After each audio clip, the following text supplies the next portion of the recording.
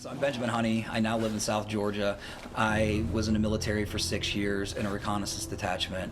I got out to explore other opportunities within the civilian side of the government. So I joined the State Department Special Operations teams, and then I eventually went over to Department of Defense Special Operations teams, to where I did total around 3,000 days deployed over the course of 15 years.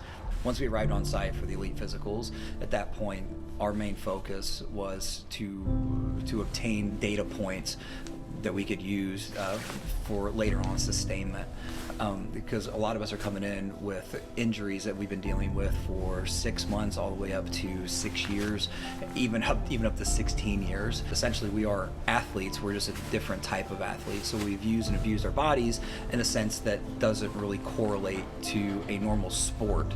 What these guys are doing is these guys are taking a personal look at each and every one of us, because they know our background, they know what we've done, and they know what's been expected of us and what is expected of us. So they're not trying to change who we are or how we do or how we move. They're just trying to make us more efficient at how we do that. So when we initially walked in there, it was unbelievable.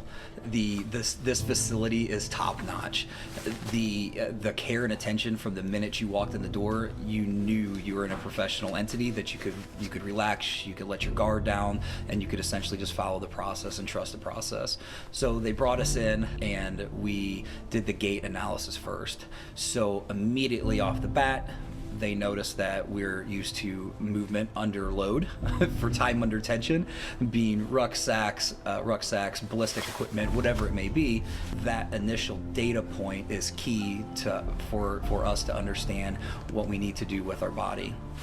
From that initial data point, we moved over to a thermal imaging system, and that thermal imaging system again took a baseline of where our possible hot points or injury points were going to be. From then, we moved over to a VO2 max, which is humbling. You are coached through the entire process. You, at that point, have a good baseline understanding of what your physical capability is versus what you think your physical capability is. They've generated a ream of paper worth of reports that they will sit down with you in a fine-tooth comb to make sure that you understand your personal goals. I am not going to be the same as the next person, so it's not generic a white letter physical. It's very specific to the person. It's very personalized, even to the point of nutrition. That's how personalized it is, that they are paying attention to exactly how your body moves, to what's going in your body to maximize your output and your performance.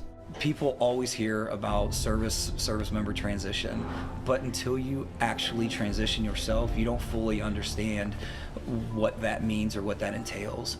So after our initial intake into Warhorse, we come in, we meet, we do a meet and greet, we have a great time, we break some bread together, we laugh together, and then we all crash because we're jet lagged at that point. The next morning, we get up and we head in to think we're gonna go ride horses and we're gonna have a good time. However, we end up meeting at the stables and we end up mucking stalls. From there, we walk the horses into the stables where we can actually, again, get a close encounter with them. We're brushing them, we're grooming them, we're prepping them for the day's event, and that's that close interaction. So you're putting hands on them. You notice as your breathing starts matching the horse. If you get excited or unsure about yourself, the horse also mimics and mirrors your insecurity, and you immediately realize that you have to calm down, you have to recenter yourself. This isn't anything that can be taught. This is something that you can talk about, but until you experience it, you don't fully understand the depth. And that's only the surface. Then you get in the round pen. The round pen is 30 foot in diameter, and all of a sudden you're asking to control this horse without touching the horse.